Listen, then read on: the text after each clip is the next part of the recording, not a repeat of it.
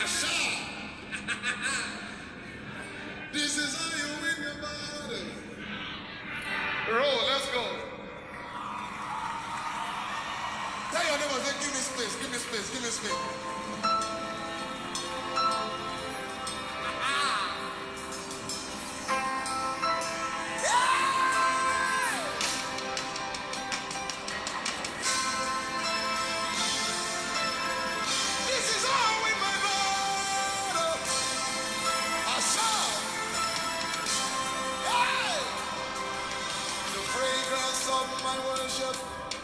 Rose up to the Father, noises, thunders, earthquakes, when the response to my worship, the fragrance of my worship, rose up to the Father, noises, thunders, lightnings, when the response to my worship, the fragrance of my worship, rose up to the Father, noises, thunders, earthquakes, what a response to my worship, the fragrance of my worship, rose up to the Father, noises, thunders, lightnings, what a response to my worship, first it was fragrance, then it turned to fire, my worship is my, this is how I win my battle,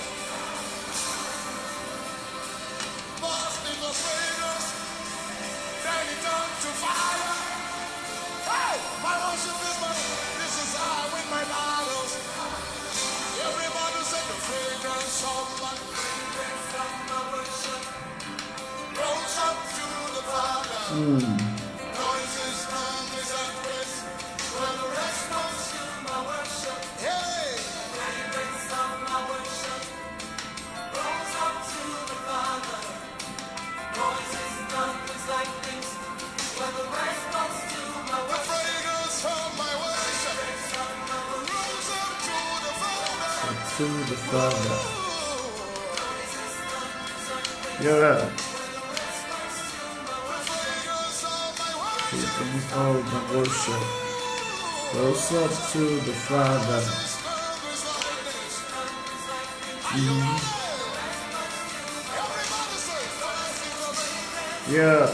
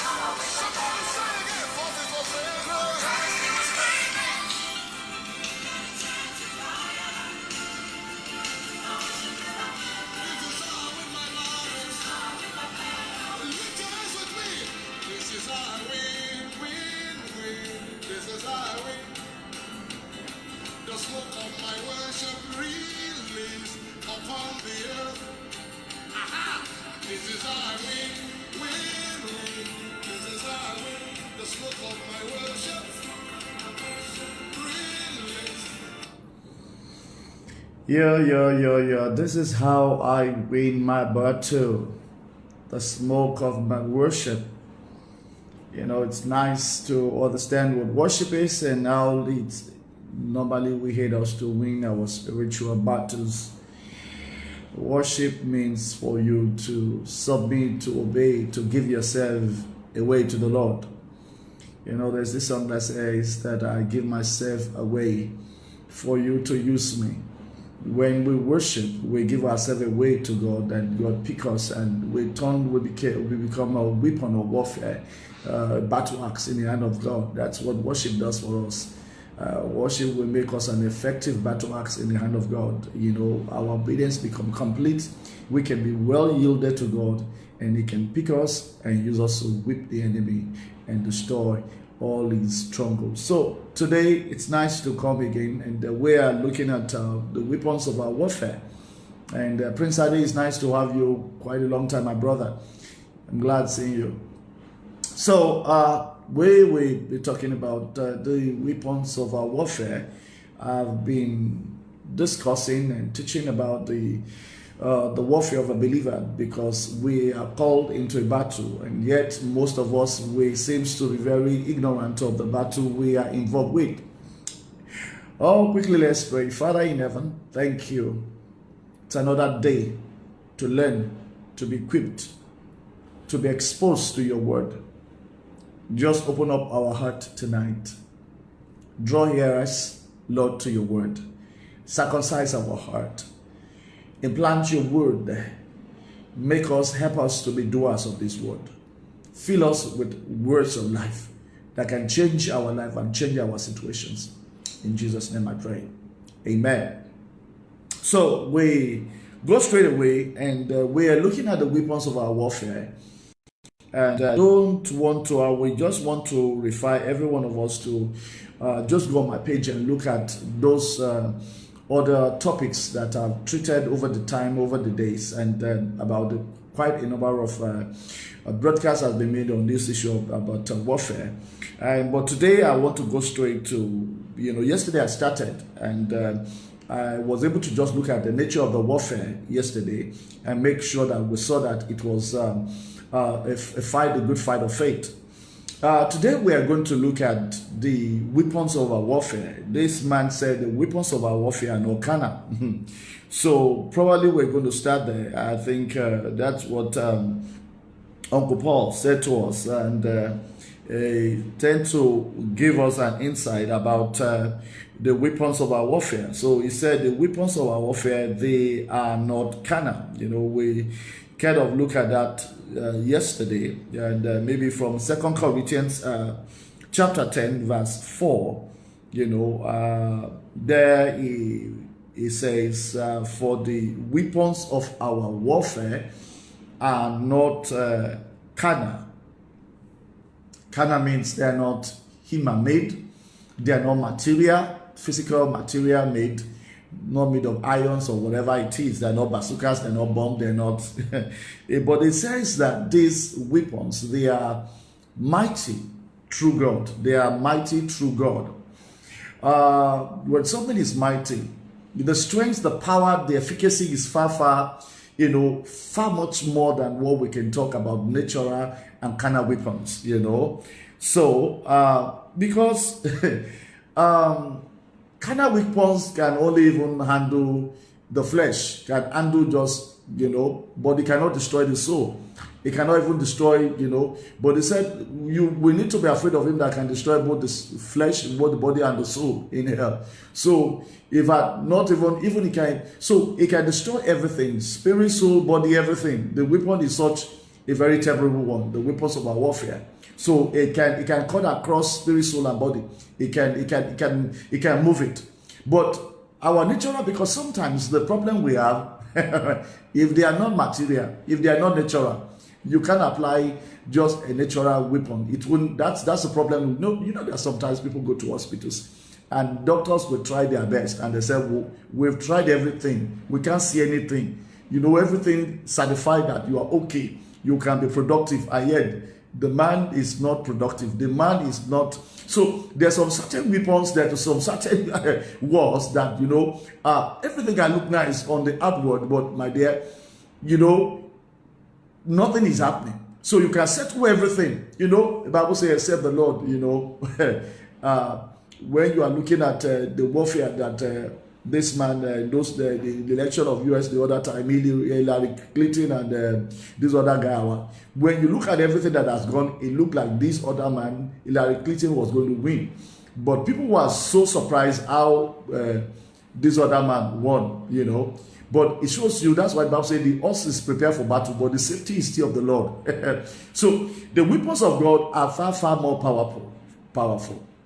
It does great things. So we know that. That's why sometimes when humans have done all their best, when the believer starts to begin to throw their weapons, it can change everything. You know, it can change everything. That's why our weapon make impossibility possible.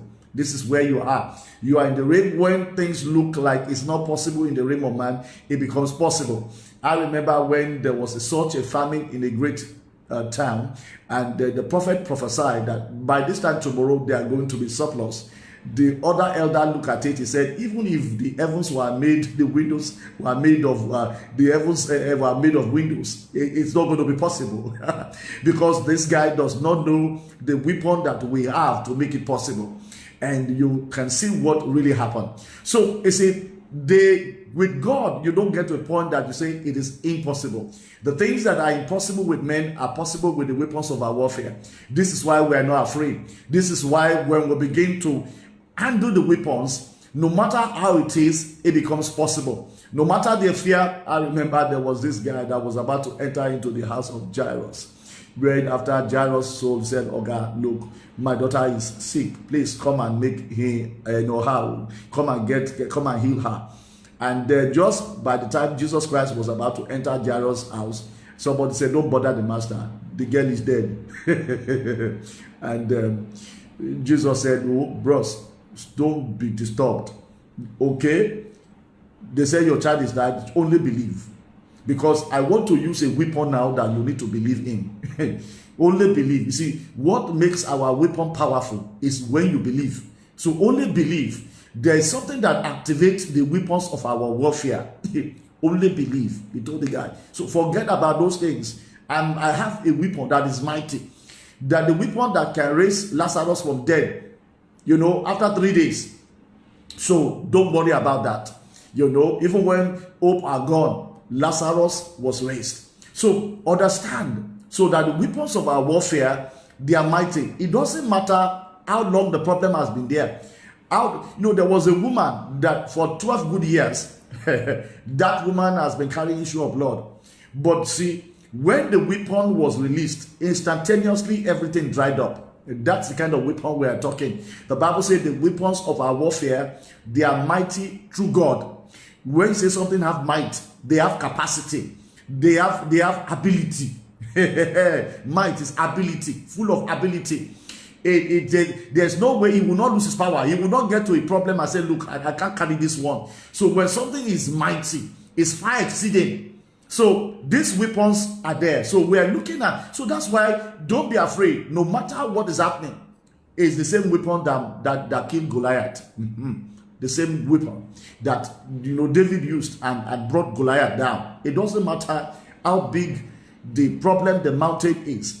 The weapons of our warfare, they are mighty to deal with it.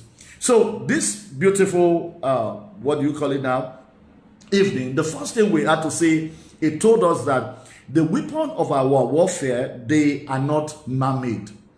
They are not man. Sometimes we fight a man-made wars.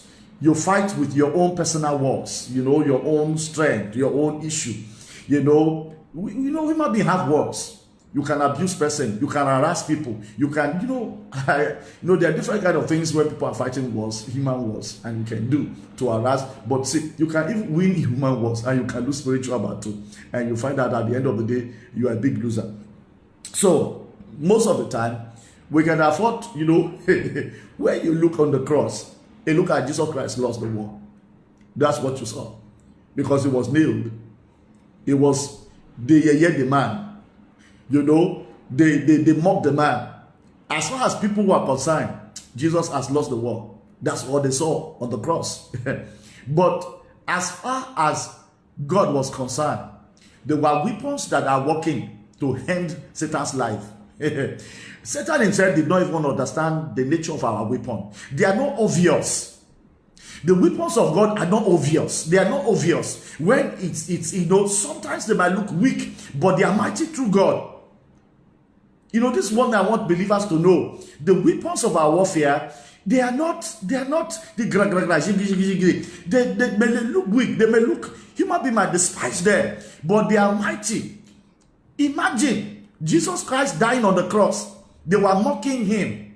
They turned him to puppy ears. They slapped him. They said, "Tell us, prophesy, who slapped you?" And The man looked on the cross. He said, Father, forgive them. They don't know what they are doing.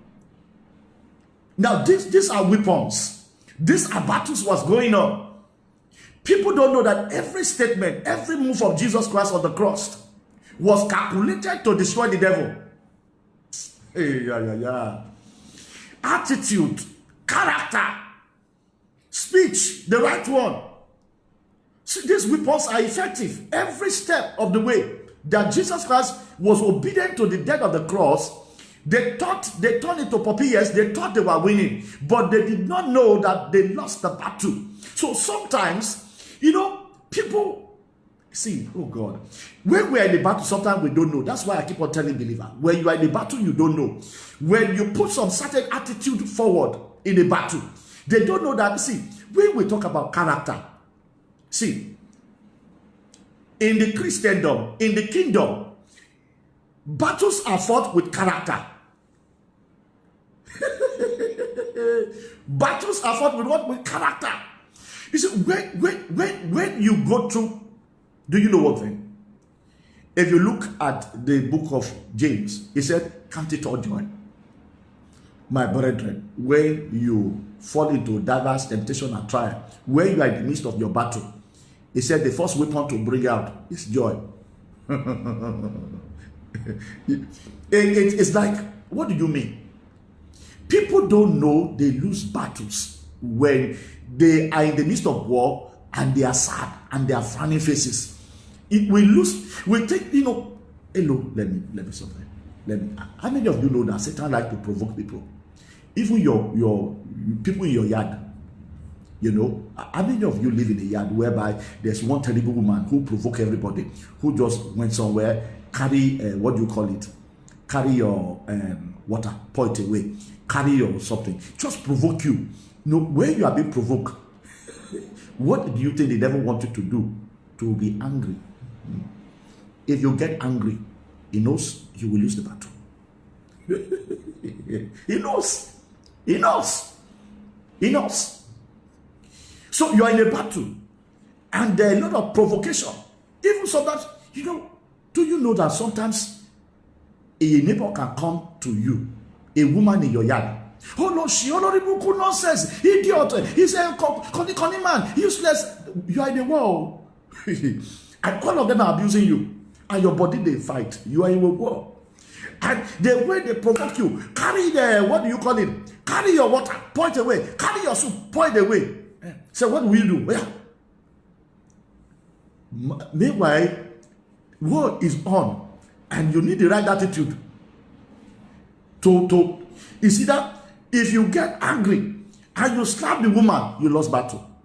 Supposing the woman just fainted and he died. Nobody will say that now the woman pour your soup away, you are going to jail straight. So supposing the enemy has planned, this woman is quarter to go. This woman, she's about to die tomorrow. Either you beat her, you don't beat her. Now, today, she provoked you, you slap, and she died. They say you kill her. The woman, either you do anything, the woman will have died. But now, you just slap, only slap, and they died. You are arrested, you call manslaughter, and you go for prison for your... See, the devil is a bastard. So sometimes he can architect and plan your life. Just one anger, just one little anger. You can kill your wife, you can kill anybody, and you are in for it for life, and you are full of regrets because you lost a battle. Because see, the issue with people is that when we are in a spiritual warfare, people always feel that spiritual warfare is when you are in the church, you are jumping up, you are shouting, hey, Father, I die. When you are in your compound, nobody's falling down and die. Oh. People are insulting you. People are they're saying all manner of things even that is paining you in your body. They are provoking you. Somebody is putting hand in your nose, putting finger in your nose. Stupid man, idiot. You call himself pastor. Look at himself, his children, and they're. If they don't do that, they will backbite you. They will tell lies against you. So when people tell lies against you, you don't know you are in a warfare. And they're looking at you to fly out, to get angry, to go and fight, to go and defend yourself. You lose the battle. You know, I keep on telling that when we are in a battle, we are not aware we are in a battle. When somebody come to you, they say, "Mommy," he said, "My dear," he said, "I want to tell you something." He said, "Eh?" He said, "What happened?" He said, "Nobody like you. People don't like you in this church." You say, "Eh?" They discuss you for back. Eh? You're already in a warfare. You're already in battle. Because bad news is already being given to you. You're already getting furious. So now, so as I labor for this church, so now, so they be. But you are already in a war front. And because number one, when you hear that, your heart will be spoiled. You'll be angry towards the people they say that's gossiping you. You want to defend yourself. You want to fight. And my friend, when you go the wrong side, you will lose. The problem sometimes is that when we are in a war, we are not aware. We are not aware. We find a lot of wars daily that people don't know it's a war. And the way you answer them, the way you deal with the issue, the way is the best. You see, I found out that the best way to fight a warfare is to love people first. If you don't love people, you can't fight warfare and win. You want to love. That's why I said make love your aim when you want to get into war. Otherwise, you will lose this war. You will lose this war. Because once you love people, no matter what they say about you, your job is love them. They say you're a bastard, love them. Jesus Christ would have loved that war. I'm telling you, if Jesus Christ did not love humanity, why? When he saw all they were doing for him, the people he healed their sick, served, loved, did anything, the same people, the devil used them to say, "Idiot, nonsense, who is it, self? What did he even do? What did he do before when somebody never do? No manner, now yeah boy, no be capital B for papa." If Jesus did not love them, you see, sometimes you don't know, it will have cost them. Sometimes you spend your life loving people. The same people you spend your life loving. Sometimes God will just fold your hand and allow these people to turn against you and hurt you and speak against you. And God will be looking at you. Let me see. You see, if you love yourself, you will turn around. You will do like Moses. That was how Moses lost the war. See, Moses was the same man who in the wilderness, when God said, "Moses, turn aside, leave this Israelite, let me destroy them. I will raise a generation out of you. I love you. I know you're a good man. But you see these children, they are a forward generation. Children whom there's no faith in them. Let me finish them." And Moses said, "Baba," he lied down. He said, "I know I'll be. If you kill them now, they will say you took them from Egypt. You are not a good God. You don't have energy. You can't take them. That's why you kill them in the wilderness." That's what people will say of you. That's not a good testimony. I know what the other nations will say. So, see, leave them alone. Forgive them. And let's go there. And if you are not sure you won't listen to me and forgive them, you know what I said? First of all, kill me. Destroy me. This was a man who was interceding for the people who God want to finish up. And the same man, when they got to a point that they provoked him, they provoked the man, they gossiped the man, the man got angry and he looked at them and then he turned for the first time and he called them stiff naked people. And that's what the devil is waiting for. And Moses did not know it was in a battle. When they call it in the day of provocation. The day of provocation is the day of war, the day of battle. When you are in a spiritual warfare, you will be in a provocation. It might be your husband that is provoking you. It might be your children that is provoking. People don't know sometimes that your children can do some things and you open your mouth and you curse your children. You lose battle. That's what Satan wants. That prophesy unto your children in the day of, we go through wars and we don't know we are going through wars. So when the repercussion of wars begin to happen, we start running to pastor, help me. I don't know what's wrong with my children. But there was a time you were waging war and you yourself destroy your children in the midst of the war with your mouth. People go through war every day, but they are not aware of this war. And the turnout of this war dictates how their life turns, how your ministry turns, how your life turns, because we are going through war every day, every moment. That's why I'm trying to allow Christians to understand this nature of this war, because we don't understand. The just shall live by faith. War is every day we fight war. Every day. Believers need to learn to recognize war. So now we are blind, we don't see. And then the time where there's no even war, that's the time where everyone shouting, that's the other time there's no war. When you are in the midst of war, you don't know you are in a war. You start messing up. No, I will not agree. You are in a war, you will lose. And we start taking wrong steps, wrong decisions. I will not talk to them again. I will not slap them. I will drive them away from my house. You are losing the war. Leave me. I'm not going to sleep with my husband tonight. I'm going to wear double trouser. I'm going to go to the guest room. You are losing war. The devil want it. You to do it. So that you can set your husband up and give him the reason why he must commit adultery outside, because you are not allowing, you are not giving him the right thing in the house. Do you know the temptation the man has been going through and has been managing?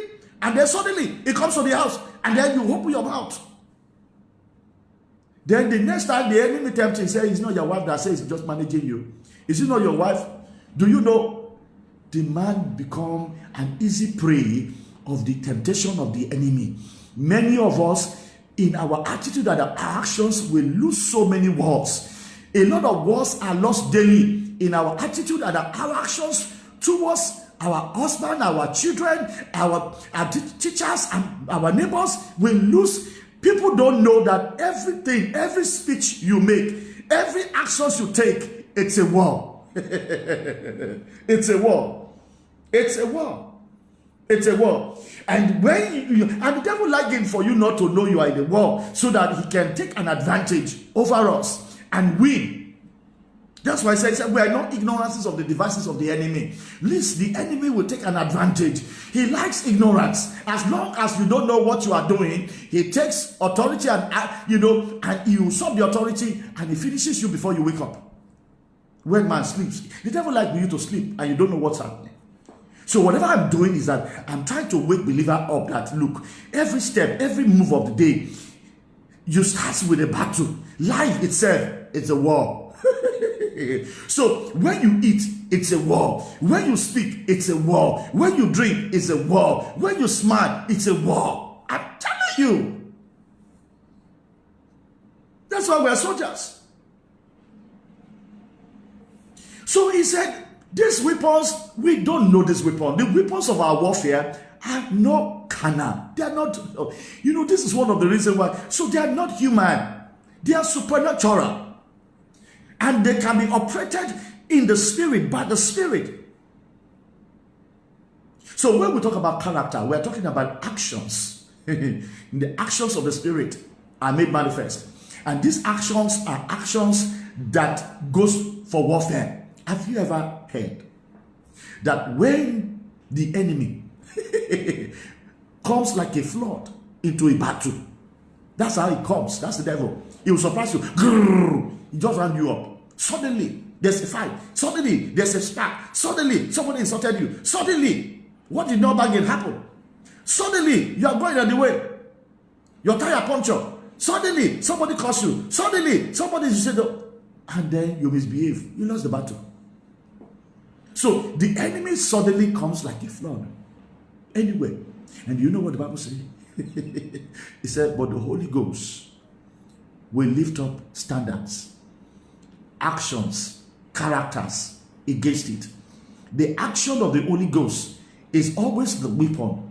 It will bring up a weapon, attitude. So when you look at that, they said, and the actions of the Holy Ghost are these. Each time the Holy Ghost takes an action, it is a weapon against the devil. Some of us don't know, never know that the actions, the fruit of the Spirit are weapons. They don't know. We have been so blind that we don't see because they say the fruit of the Spirit. No, the weapons of the Spirit. The weapons. These are the necessary weapons we use in fighting the enemy. So the weapons of the Spirit are made manifest. So when the Holy Ghost, when the enemy comes like a flood, somebody can come, hello shit, hello idiot, nonsense, I will show you today. To quench that battle. You don't need, do you know who I am? Do you know who I am? Who are you? You will lose the battle the way you are going. Look, I have seen that a lot of fights have been quenched by simple following the actions of the Holy Spirit, character. Character of the Spirit. Character. Wherever there's a fight, wherever there's a rumor, wherever there's something going wrong in the church, what can quench it is just the action of the Spirit. But if you take an action of the flesh, you will suffer great loss. You suffer great loss. That church, they are gossiping me, I'm going. That's what the devil exactly wanted. They want you to leave. You know, he want to carry you to, you know the place they call Ojuolomo Oto. I must leave that church. I can't take nonsense. Leave. Satan is waiting for you outside. He knows that as long as you know, there's some certain shaggy Satan wants to do for you. And he knows that you are under authority. There is a sphere you are in that protects you and cover you. So all the devil wants you to do is, he wants you to be rude to your man of God, rude to what cover you, rude to your husband. You know wives that are rude to their husband, they lose covering. They lose covering. Before you hear, Satan will have dealt with you. You are suffer loss. When you move away, have you not read that he that breaketh the edge serpent will bite? If God raise a man, raise people up to cover you spiritually, and you are kicking against them, you think that you will enjoy their covering? No. At that time, you are doing that nonsense. You are outside. You have broke the edge. And the enemy will take you aside and plan some dangerous thing into your life. Before you know it, you will have suffered great loss before your eyes are open. The devil is a bastard. So every day we fight. There's a war going on. And when you lose a battle, you go backward. You go and repeat class. Or even go repeat more down. You go down. A fall is a slide down the lane. A fall you incur today, before you will recover from it, it will take some time. That's why like people are not making progress. And you asking, you don't know the reason why there's no breakthrough. When you are not vigilant, when he said, watch and pray, least you fall. See, each time you lose a battle, you fall. That's why I say you fall. So is that you fall in, to fall into a temptation is to fall in a warfare. You fall in. So when you fall in the midst of a warfare, that's when you produce sin. That's why you do something wrong and that slides you down.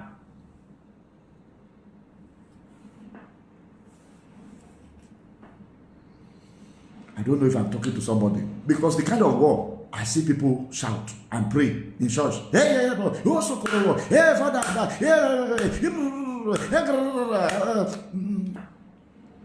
shouting.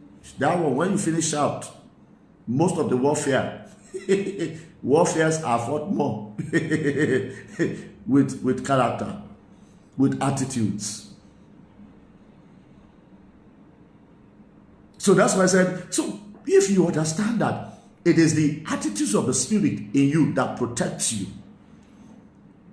that enables you to win a battle, then you will take heed to those weapons, to those things, to those leadings. I used to tell you about one woman. Pastor, pray for me. My husband is always beating me. He's always beating me. See my eyes. So Pastor prayed though. For 3 weeks, nobody beat the woman. A month later, the woman came back with a swollen face. Sister Eunice, what happened?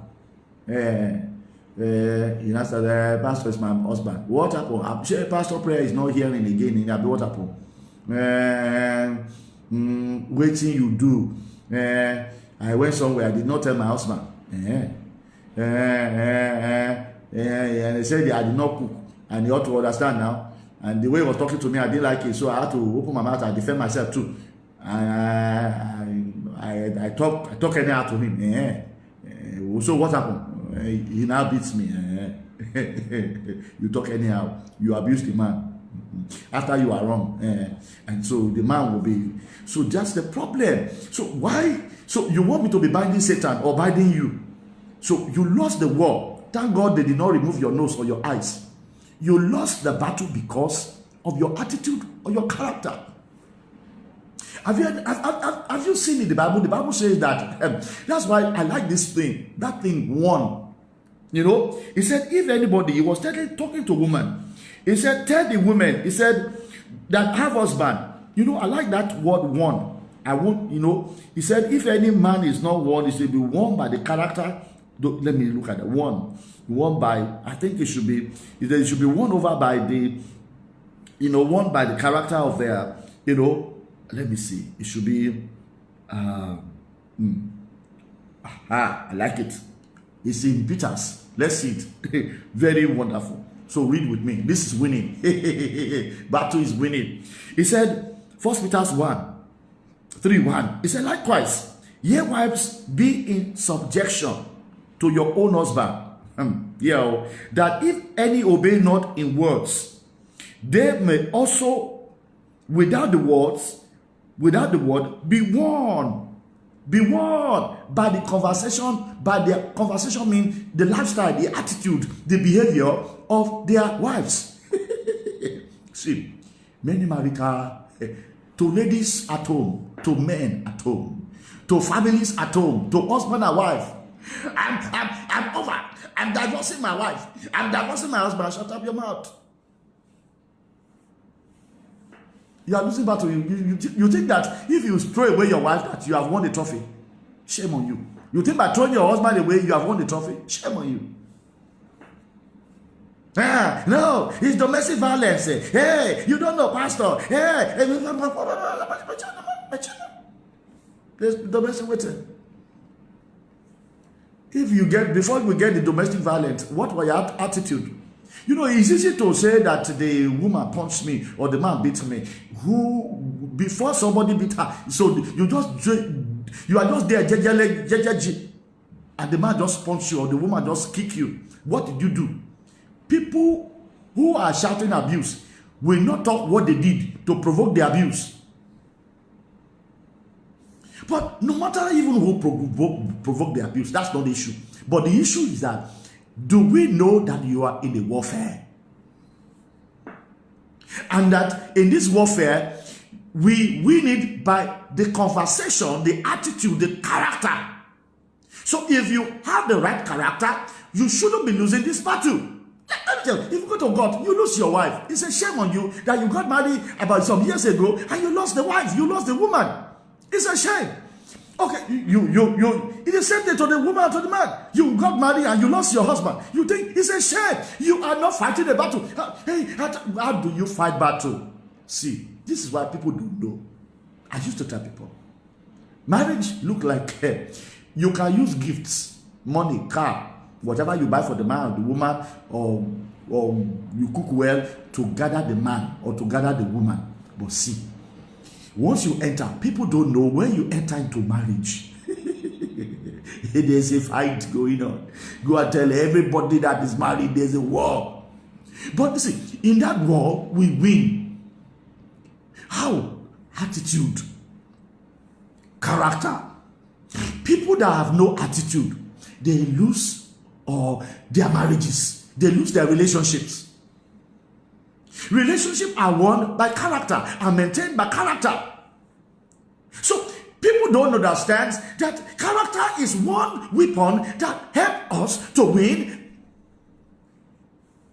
battles of life. So I'm just simply just showing you that even in the place of work, your attitude will either get your car to sack you or your attitude will make you win the battle. No matter, even when you disobey them, when you say, I can't compromise, when you say, I can't do this evil, they will know that it's not because you are rude. Your character is still there. Attitude, character is what they call godliness.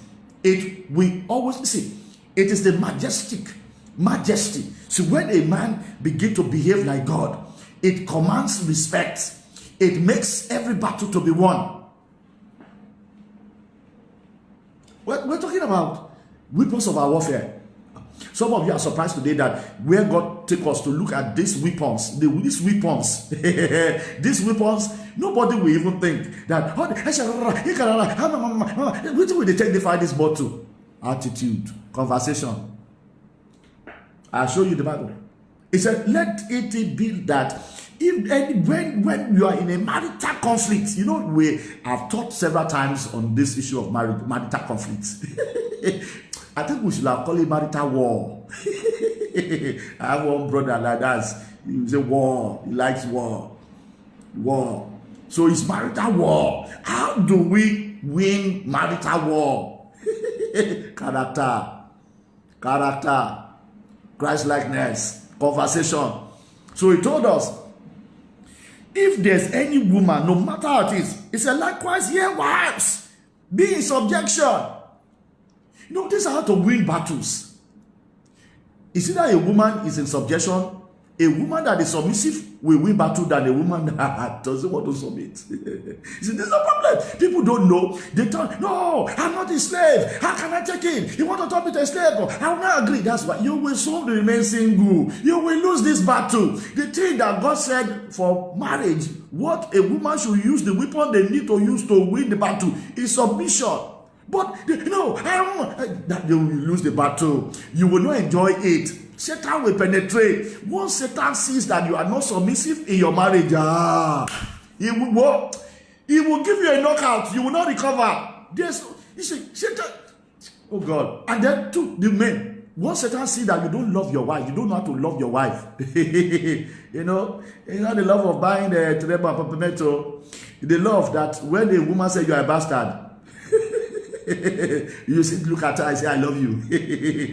There's a song they say, give me your unconditional love. True love is unconditional. It is not do me, I do you. Kick me, I will kick you. That's not the love of Jesus.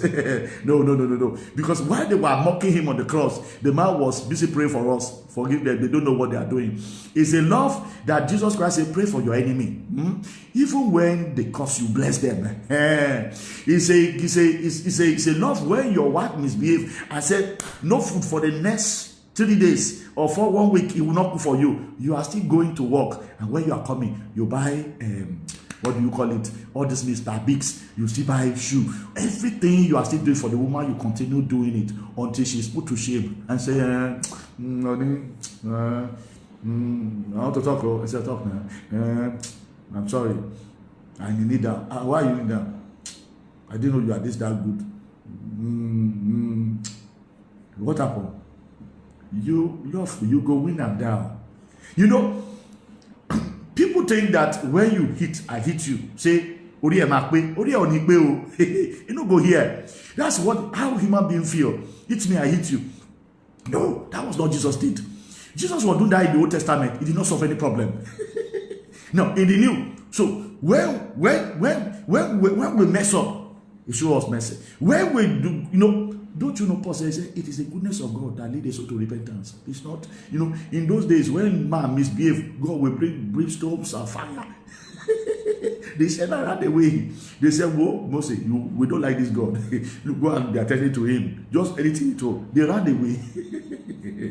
But when God now used goodness and mercy, you now find that they say, so it's good. Okay, we're going to change. They started changing because they saw love. They saw say that, no wonder the Bible says, as the east is far from the west, so as the Lord, taking our sins away from us. So that's what God is doing.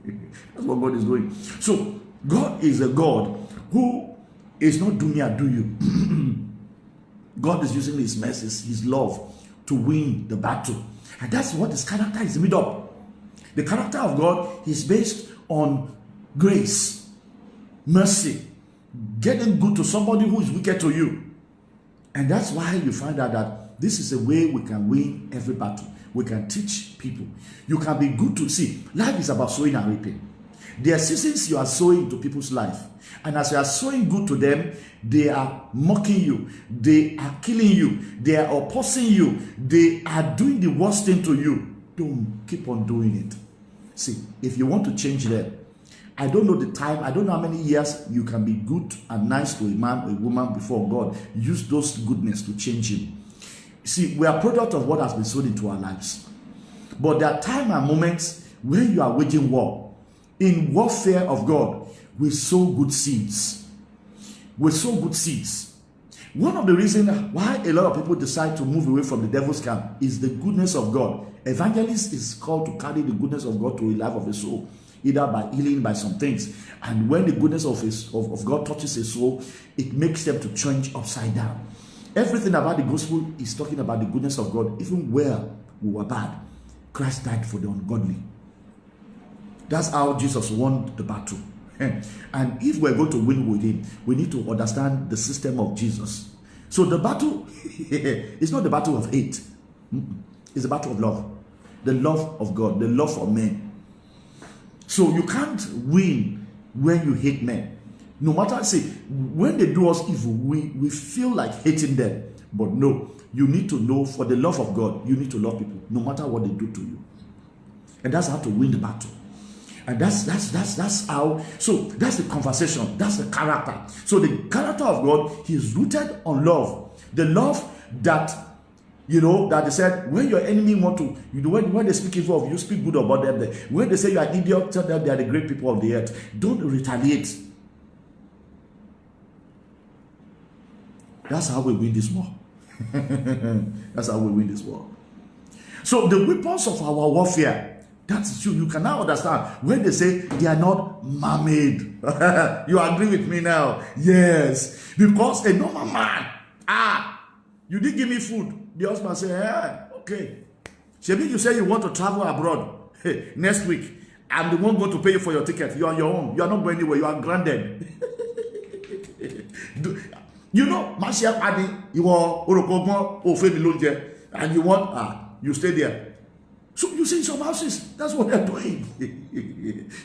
And the woman say, hey, wicked man, okay, you want to come. Shebi, you want to come in the evening. You say, I should open leg. You see. Then he goes into the room and wear about 14 trousers. That's an exaggeration anyway.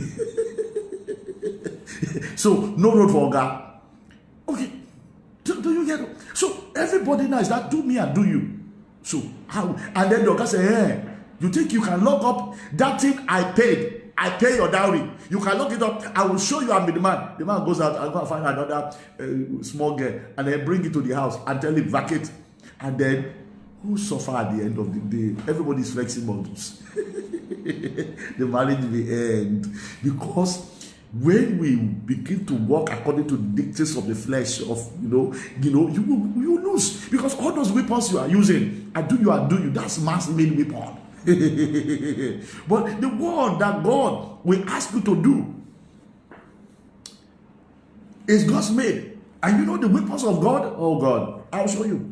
The weapons of God. For the weapons of our warfare, when he said they are not carnal, and he said this weapon, he said in him there was light.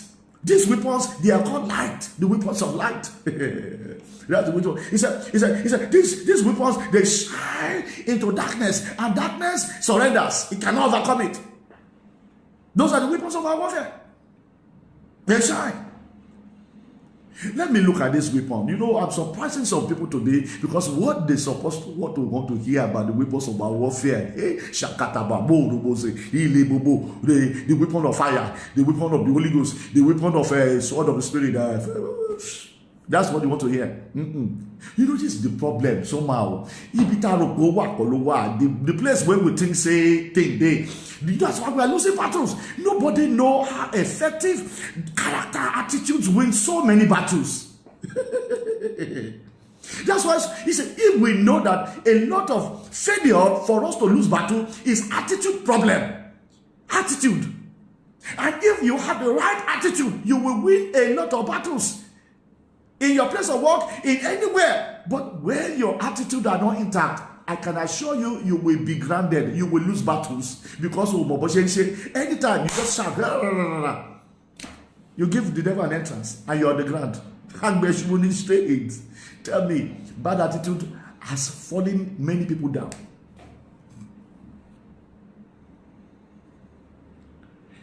So, I've been able to show you that conversations, character, attitude puts a winning ticket on your board, on your team. But let's look at this simple today. Let's look at this weapons of warfare, you know, that we're using to fight. Let's look at it. People don't see that this is what the weapons of warfare. Now, let's look at it as in Galatians, where Galatians, let's do Galatians 5. Galatians 5. Let's start from verifying Galatians 4 verse 22. Let's look at it. Look at it. He said, for the fruit of the Spirit, for the weapons of the Spirit. I like to call the fruit of the Spirit weapon. He said, for the weapon of the spirits, the first weapon that God used in winning Satan is love for mankind. You know, Satan want to claim. See, you know, Satan is still fighting today. But there's one thing that God is using to win, and He's using bringing me to my knees and making me to serve Him, is that He first loved me. He first loved me. I never know. Whatever that made me to give my life to Christ is when I accepted His love. Is when I had the revelation of His love for me. If any sinner in the world today come to a place where they able to, you know, see and understand the love of God, they will break down and they will give their life to Christ. You know, so this is the most effective weapon to deliver souls from the hand of the devil. The weapon of love. The weapon of love. It catches anybody. The most wicked and the most can be won by love. So the battle we are fighting is the first weapon. You know, people don't understand. I want to show you something very interesting. Now, I told us yesterday the nature of the fight. It said, fight the good fight of faith. Keep that. Then I want to show you and make you to see that this fight of faith only is applicable, it can be won by one thing they call love.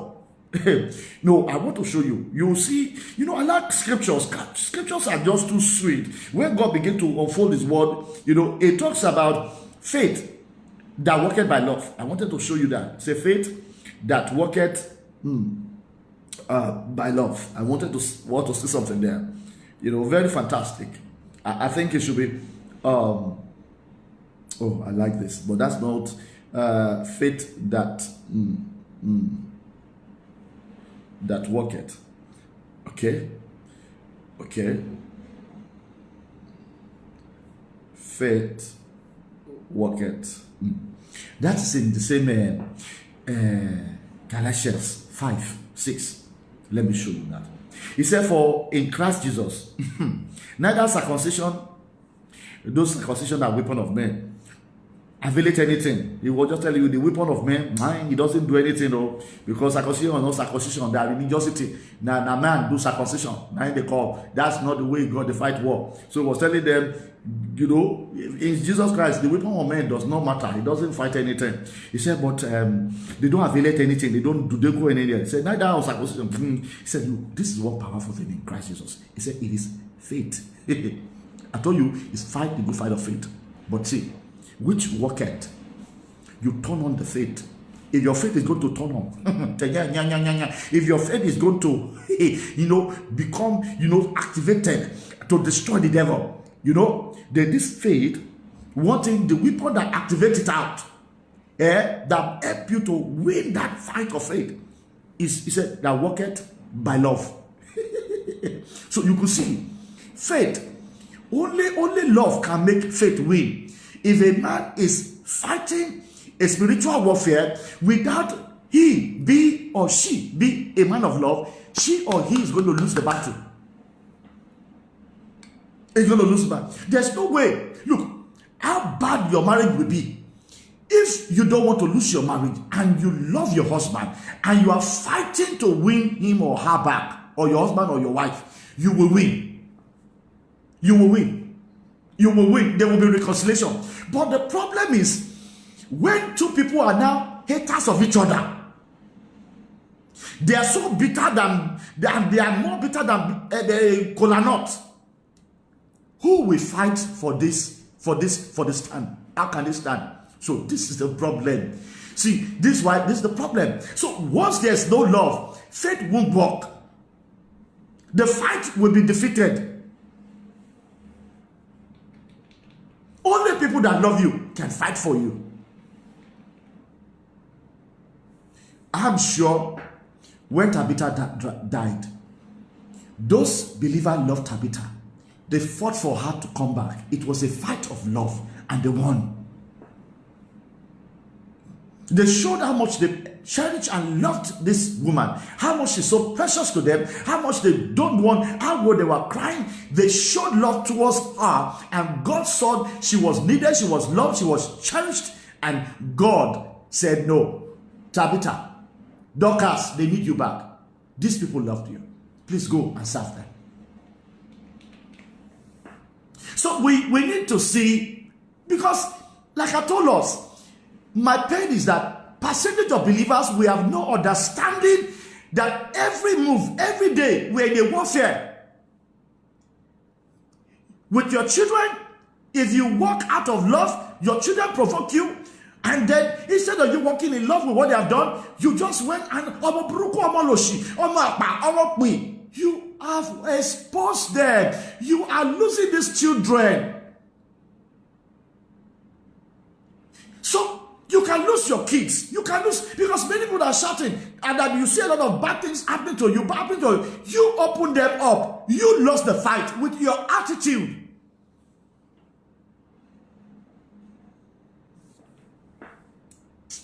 A woman that does not have, you know what I can tell anybody?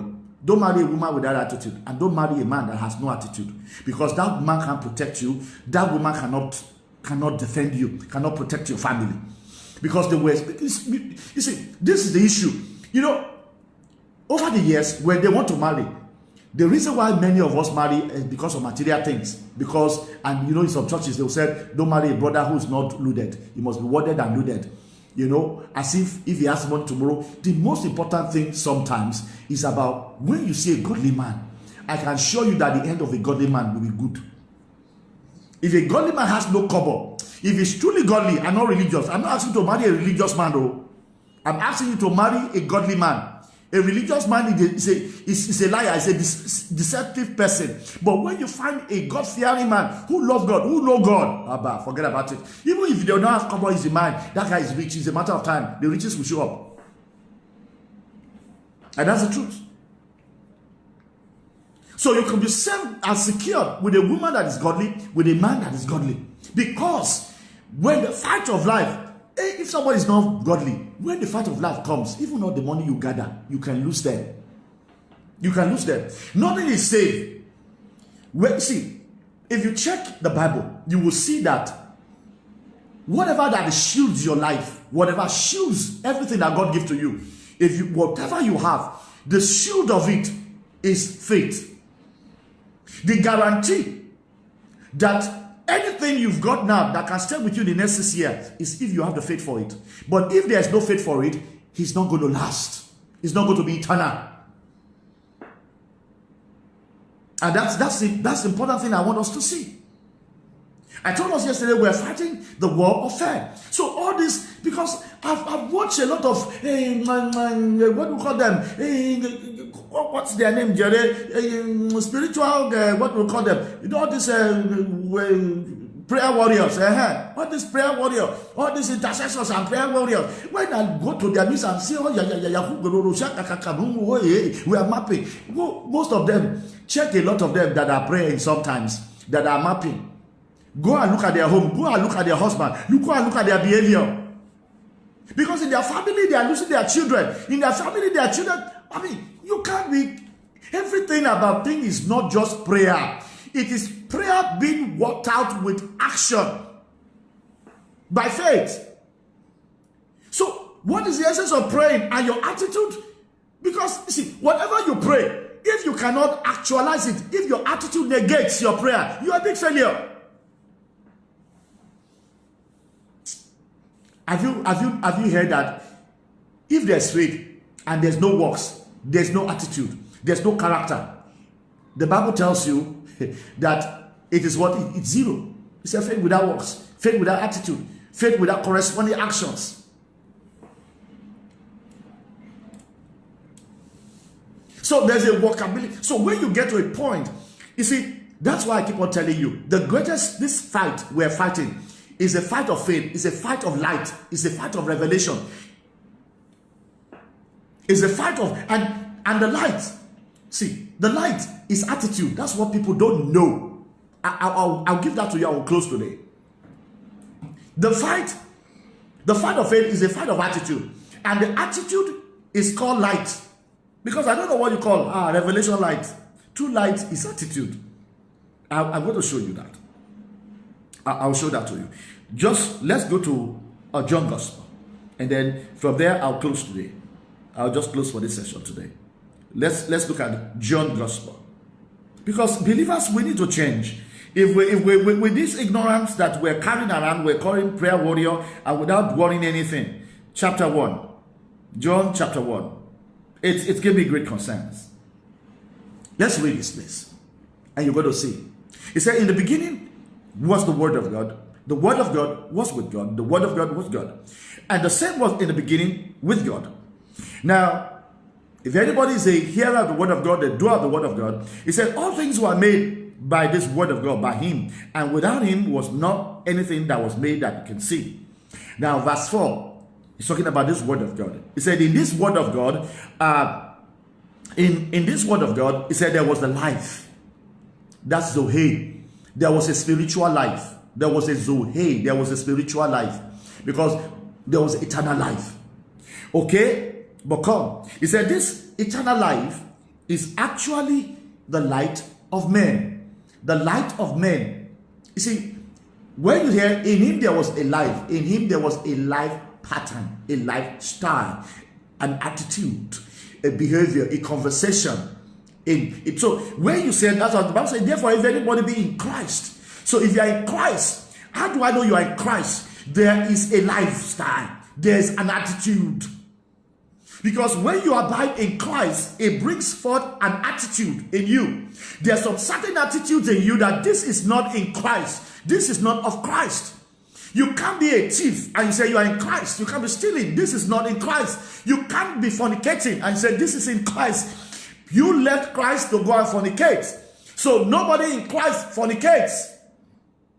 Nobody in Christ tells lies. Nobody in Christ, perform the works of the flesh. People step outside Christ, they go into the flesh. So you want to know where you are. So when you want to do evil, you have stepped out of boundary. You have gone into the flesh. That's the problem with Satan. Each time Satan wants to fight his warfare and he wants to beat you, he will take you from a place he will draw you from a place he will take you from Ojo Olomo Oto.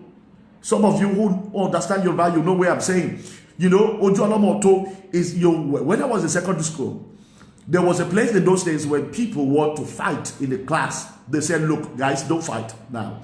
This fight will not be conclusive. If you fight, you will be suspended. Things will happen. But there's a place behind dining hall. Where we're in the boarding school then. No lecturer will come. No teacher will come. After dining, during the sports, we will arrange all of you. We'll go down there. It's only the students that will surround it. We will allow you people to fight because your lecturer eyes will not see you. Your teacher's eyes, your parents will not be there. Now, you will fight until you kill yourself. Believe me, those kind of fighting those days used to be dirty. Because they will allow you people to fight yourself and even kill yourself. Nobody. Maybe you have been making noise to each other. You can fight each other. Now fight. Until somebody begin to cry and pray, please separate us, I'm dying. That's the time they can say enough. So they call that place of that kind of rough fight is Ojo Olomo Oto, a place where the lecturer, where nobody will see you to want to rescue you. So the devil like to, take you to a place where God and cannot reach you to rescue you. And so he will draw you from the spirit, from Christ, and he will take you into the flesh. And he knows any battle fought in the flesh he will win because he will sink you. Because if fights get there, and in that place you don't have an anchor to stand, there is no weapon for you. You are you are helpless there. And that's how bad that kind of fight is. So when we are asking people, don't go into the flesh, don't walk in, they don't know when you walk into the flesh, you walk to lose. If we are all conscious that God, you see, one problem that believers are not conscious of is that at every point in your life, you are in a warfare. You are fighting. We're not conscious about that we're in a fight. That any mistake you make, you are going down. So once you put your leg into the flesh, you are sinking. You are losing battle. You are decreasing and you are getting shame. Have you ever heard that he that sweat, that walk in the flesh, that sweat into the flesh shall by the flesh reap corruption? It's a bad place to be. So that's why the Bible says, walk in the Spirit. That's how to fight. If you walk in the Spirit, you're going to win. So the weapons of our warfare, our fight is a good fight of. So he's talking about. So don't let me forget what I'm saying, and I'm not forgetting. I'm just placing an emphasis. So you'll find that. So he said in him was a lifestyle, an attitude, a spiritual attitude, and this attitude, this lifestyle, this life behavior was the light of men. An attitude of love, an attitude of patience, an attitude of long suffering, an attitude of self-control. All these attitudes is what you need to win the battle. So you saw the first time, in James, it told you, he said, brethren, when you are challenged, when you are faced with a deadly warfare, he said, pick joy. Because the weapon, because the fruit of the Spirit, the attitude of the Spirit is joy. Pick the weapon of joy. Because once, you see, people don't know, the reason when somebody puts carry finger and he punches to your nose and say, idiots, and push your head, and you are in a compound, small girl, small woman, what do you think he expects you to do? What does he expect you? She wanted you to be angry. Yeah. And she knows that once you are angry, you are capable of shifting to the side of the devil. Because, look, have you discovered that every bad attitude comes out from a heart that is angry and sad? I'm telling you, once you are angry, check the life of an armed robber. They're angry with something. Check the life of a prostitute. They're angry with something. Check all the children that are very delinquents in the society. They're angry with something. So when human anger, the Bible says, the wrath of man does not work the righteousness of God. So when the devil carry hand and push it to your nose, he wanted you to be angry. And he knows where you get angry, you will do the wrong thing. And you will sink. That's what they call provocation. And God now said, that's why God put one weapon. He said, count it joy. When you are provoked, just laugh it out. If you can't laugh it out, endure it. Don't misbehave. Don't shout. Don't get angry. Don't get offended. You are in the war, bros. Don't get offended. I can't take it. I want to shut up. You are in the war. You are in the war. How did we shut up? You are in the war. These are the issues. Oh, I hope we understand how this fight is being fought. So may God help us to understand every time, every day, every moment we are in a war. There's this song we used to say, Christians, seek your repose. Say thou art in the midst of us. Wash and pray. Yes, you are in war. So once we know we're in war, then you find a reason why you have no reason to step into the flesh, because you'll be grounded. And where you are to step into is to ensure you're always stepping by the Spirit. And if there's any weapon you need to use, he said, when the enemy comes like a flood in the flesh, the Holy Ghost will lift up a standard against it. So you need the action of the Spirit to quench. And the action of the Spirit is the action of love. The action of joy, the action of peace. Each time the enemy wants to fight, he will do something that will take away your peace. Somebody will come and gossip to you, and your peace will go away. Pastor said this. Pastor said this about me. Oh God. And you don't know, you think you are fighting pastor, or you are fighting the one sister. You're going. Keep your cool, bros. You are in a warfare. Be discerning. Refuse to be offended, because offenses are arrows of the enemy being shot. Learn to win your battle. I want to stop here today, but if there's anything I've been able to show you, the weapons of our warfare, I've shown you one. So if you know, so this is a reason why one has to put on attitude and character, because it defends, it protects you, and it helps you to win. And when you are not godly, when you don't have character, you are exposed, and you will faint, you will fail, and you will lose a lot of battle. But I want to pray today, you will rise up, you will start winning your battle. You will start appreciating godliness and character development. You will know it's not for naught, but for your future, for your protection, and that you have to put on the right attitude, and that no matter what is going, ask God to begin to help you to develop the weapons of your warfare, so that when you start putting this on, in the midst of every battle, you will remain a victor, a champion, a winner, in the mighty name of Jesus. And until I come your way tomorrow again, when we start examining more deeper things about these weapons of our warfare, I say, God bless you, God keep you, God make his face to shine upon you. Thank you.